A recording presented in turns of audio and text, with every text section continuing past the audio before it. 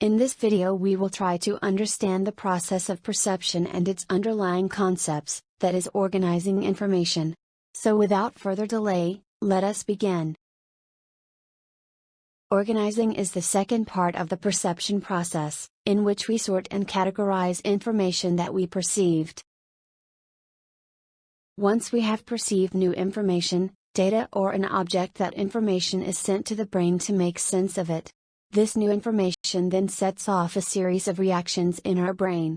In short, it is the second part of perception in which we sort and categorize information which we have perceived based on our cognitive patterns.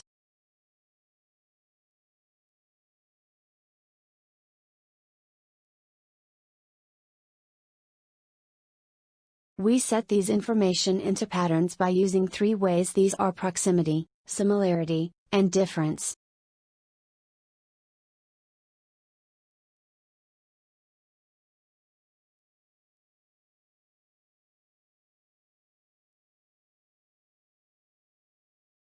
According to the law of proximity, we tend to think that things that are close together go together. In the above image, the circles on the left appear to be part of one grouping while those on the right appear to be part of another. Because the objects are close to each other, we group them together.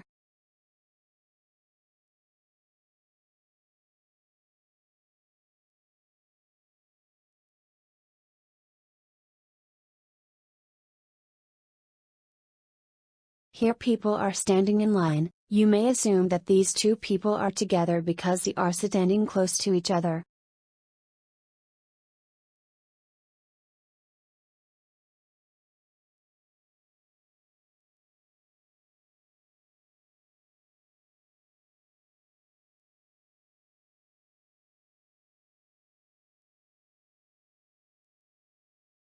According to the law of similarity, things that are similar appear grouped together.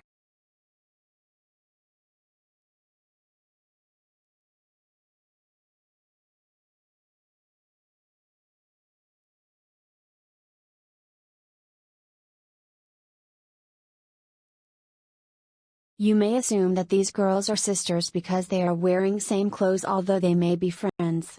Despite the fact that many of their other features are different, the salient features are organized based on similarity and they are suddenly related.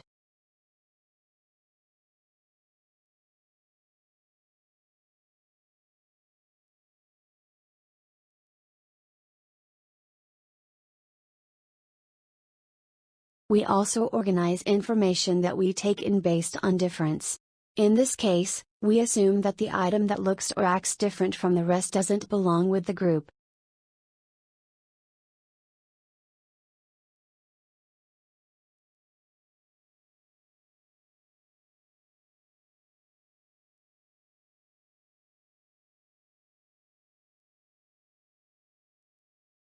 After seeing this picture, you may assume that the girl in white dress doesn't belong to the group, although all four are bride.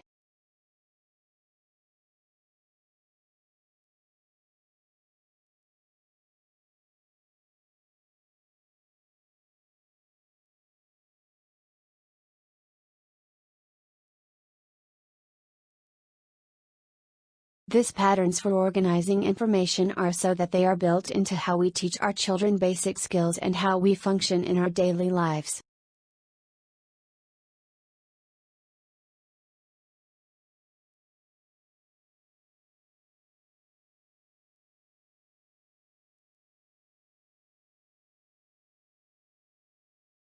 Keeping books organized in bookshelf by using color coding like green folders and notebooks may be for English and blue for math.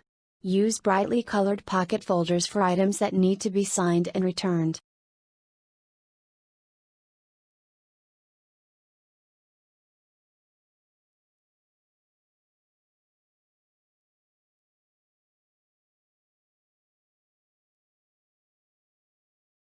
Here is one more example of organizing things.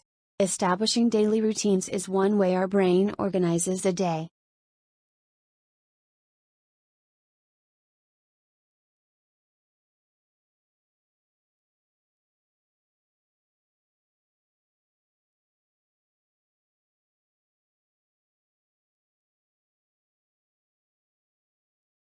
For more knowledge about organizing information, you can go through Gestalt laws of perceptual organization.